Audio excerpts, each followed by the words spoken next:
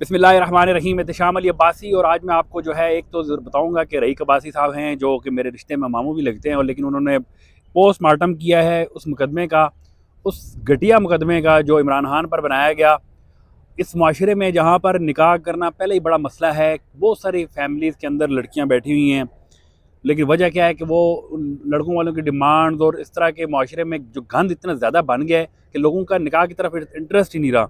उस माशरे में जब निकाह एक शख्स करता है तो बजाय उसको आप अप्रिशिएट करें, आप उसमें गंदे और घटिया किस्म के इल्ज़ामात लगाते हैं, और फिर अदालतों से ऐसे फ़ैसले आते हैं जो आने वाले वक्तों में बताया गया कि ऐसे शर्मनाक फ़ैसले हैं कि हम सोच नहीं सकते, फैमिलीज़ में बैठ के हम डिस्कस नहीं कर सकते कि ऐसे गंदे किस्म के मुकदमे बनाए गए हैं। तो इसमें आपको मैं बताऊं कि जैसे रईक भाई साहब ने लिखा कि हावर मनिका का अपनी साबका बीवी के ख़िलाफ़ अदालत में दायर होने वाला इस्तग़ासा बुनियादी तौर पर दो नुकात पर मुश्तमिल है। नंबर 1, बदकारी की तोहमत, और 2, इद्दत ख़त्म होने से कबल निकाह का इल्ज़ाम है। सीनियर सिविल जज कुदरतुल्लाह ने अपने फैसले वर्षा 3 फरवरी के पैराग्राफ नंबर 7 में लिखा कि सेक्शन 296B के तहत मदई के इल्ज़ामात को इसलिए खारिज किया जाता है कि मदई इन इल्ज़ामात से सेक्शन 203 के तकाज़ों को पूरा नहीं कर पाया। याद रखें, पाकिस्तान पेनल कोड का सेक्शन 296B शादीशुदा मर्द औरत के दरमियान नाजायज़ जिनसी तल्लुकात बदकारी से मुतल्लक, और सेक्शन 203 बदकारी से मुतल्लक शहादतों के बारे में है। यानी आसान अल्फाज में जज कुदरतुल्लाह ने हावर मनिका को अपनी साबका बीवी बुशरा बीवी पर बदकारी के इल्ज़ाम को शरई और कानूनी शहादतों के म्यार पर पूरा न उतरने की वजह से खारिज कर दिया, और फैसला दिया कि हावर मनिका का इस इल्ज़ाम के लिए मतलूबा म्यार को पूरा नहीं कर सके। इसमें आगे मैं आपको बताने से पहले एक चीज़ बताऊं कि इससे कबल जो हुआ ये था कि जब ये केस दायर हुआ तो जज ने कहा कि इस केस में 2 गवाह बहुत ज़रूरी हैं, उनके बगैर ये जो है केस जो है नहीं बन सकता। तो हम उसमें थे, हमें पता था कि ये फैसला इसी में आएगा कि केस डिसमिस हो जाएगा और ये फैसला यही आएगा, लेकिन जज कुदरतुल्लाह ने एक गवाह पे, और वो भी एक गवाह पेश किया गया था जो मैंने बहुत कोशिश की देखने की, लेकिन वो कच्चे के डाकू आपने देखे जो डकैतियाँ वहाँ पे करते हैं, वो मुंह लपेट के आंखें उनकी नज़र सिर्फ आ रही होती हैं, तो उसकी मुझे आंखें ही नज़र आई हैं, उसमें मुझे नज़र नहीं आया कि वो बंदा अंदर कौन था, वो कौन था आज तक नहीं पता चला। लेकिन एक आयत का तर्जुमा है कि और जो लोग पाक दामन औरतों पर तोहमत लगाते हैं और फिर 4 गवाह नहीं लाते तो उन्हें ऐसे 80 दुर्रे मारो और कभी भी इनकी गवाही कबूल ना करो, और ये नाफरमान लोग हैं। 80 दुर्रे मारने का जो है ये आयत में कहा गया है, कुरान में। आप किसी पाक दामन औरत पे हमारे माशरे में इतने गलीज़ किस्म के लोग हैं कि इल्ज़ामात लगा देते हैं, और किसी को जानते बूझते इल्ज़ामात लगा देते हैं। फिर ऐसा होता है कि एक शख्स के बारे में आप जो है आप उसको जानते नहीं हैं, लेकिन इस वजह से आप उस पर इल्ज़ामात लगा देते हैं कि वो आपकी कोई डिमांड नहीं पूरी करता। तो ये हमारे इस माशरे के कलमिया है जो कि नहीं ख़त्म होने वाला, लेकिन कम से कम हम इंसान हैं, और मैं इस मुल्क के शहरी होने के नाते मुझे ये बात करनी चाहिए कि इमरान खान से हट के अगर ये किसी भी सियासी पार्टी की फ़ीमेल का केस होता तो इस फैसले पे मेरी तरफ से लानती जाती और अभी भी जारी है।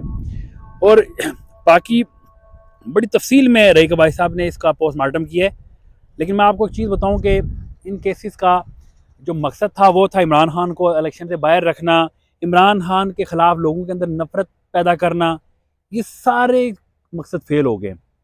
अब कोई केस ही बचा जो 9 मई और 3 मई 6 मई 8 मई ये मई वही सब ख़त्म हो जाएंगे, टोचे खाने लोचे खाने सब ख़त्म हो जाएंगे, लेकिन वक्त बताएगा कि आपने गलत फैसले दिए। इमरान खान रहे ना रहे, मियाँ नवाज शरीफ रहे ना रहे, ये अदालती सिस्टम तो रहेगा ना, जरदारी रहे ना, ये सियासतदान तो आते जाते रहते हैं, लेकिन ये अदालती सिस्टम तो रहेगा। इस अदालती सिस्टम पे कभी भी कोई एतबार नहीं करेगा, इसलिए कि उन जजेस ने गलत फैसले दिए हैं और प्लांटेड फैसले दिए हैं, और इन फैसलों के बदले में आने वाली नस्लों को क्या पैगाम दिए आप सोच नहीं सकते। खैर, आपको साथ साथ ये भी बताएंगे कि आज जो है एक धमाका भी हुआ है जिसमें 10 जो है ना 10 पुलिस एहलकारों को जो है उनकी जानें गई हैं। उसके साथ साथ बताया जा रहा है कि गुज़श्ता रोज़ जो फायरिंग हुई थी उसमें भी एक शख्स जो ज़ख्मी था वो उसकी जान चली गई, और इसके साथ साथ 3000 के करीब जो है तहरीक इंसाफ के लोग हैं उन पर मुकदमा भी दर्ज किया गया, और जहाँ पर जमात इस्लामी, जहाँ पे नून लीग, पीपल्स पार्टी, तमाम जमातें जहाँ पे जलसे जुलूस कर रही हैं, पीपल पार्टी वाले PTI वाले निकलते तो उन पर मुकदमे दर्ज कर दिए जाते हैं। तो ये लेवल प्लेइंग फील्ड का जो ड्रामा है वो भी इस मुल्क में चल रहा है। साथ साथ आपको मैं सूरत सारी वाज़ा करते करते बिल्कुल इस चीज़ पे ले आते हैं कि अब इस सारी चीज़ें हो गई हैं, लड़ाई झगड़े, जलसे जुलूस, केसेस, सज़ाएँ, सब कुछ। लेकिन अब शिकवा रहता है हमेशा इंसान को, और ख़ास करके पाकिस्तानियों को शिकवे होते हैं। ये ऐसी बात नहीं है कि इंसान होने के नाते, लेकिन वो आपके सारे शिकवे कैसे ख़त्म हो सकते हैं? आप जब वोट पोल करेंगे। आज की जितनी भी खबरें हैं ये इससे बाद भी होंगी, लेकिन मैं आपको एक चीज़ हमेशा से कहूँगा और आज भी कह रहा हूँ कि वोट पोल करें। वोट पोल करेंगे तो आप तब्दीली लेके आ सकेंगे। मैं आपको कभी भी इस वीडियो पे आपके नहीं आ कहूँगा आप फलानी पार्टी को वोट करें। हर इंसान बेहतर समझता है कि वो किसको वोट पोल करे, क्योंकि फैसला आपने करना है। आपको बेहतर पता है कि आप तब्दीली कैसे लेके आ सकते हैं।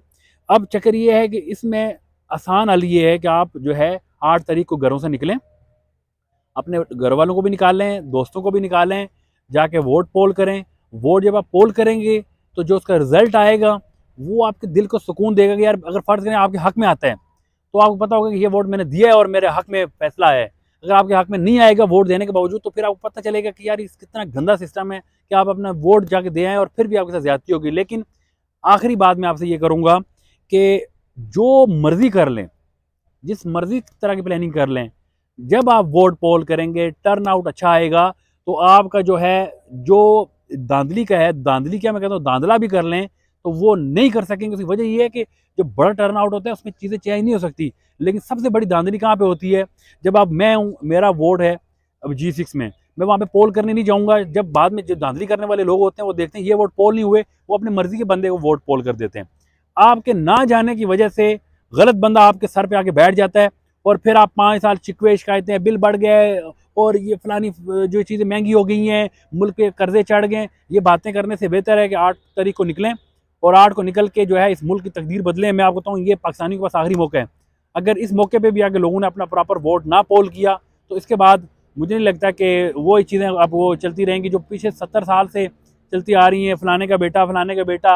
अगर बेटों के पोतियों को पोते भी आगे जो है ना, वो उन लोगों ने आगे शोकेस में रख दिए कि ये भी आपके सरबराह हैं, तो फिर आप गुलामी वाली ज़िंदगी गुजारें। आपकी अपनी मर्ज़ी है। अगली वीडियो में इंशाल्लाह आपको मज़ीद बताएंगे। तब तक के लिए अल्लाह हाफ़िज़।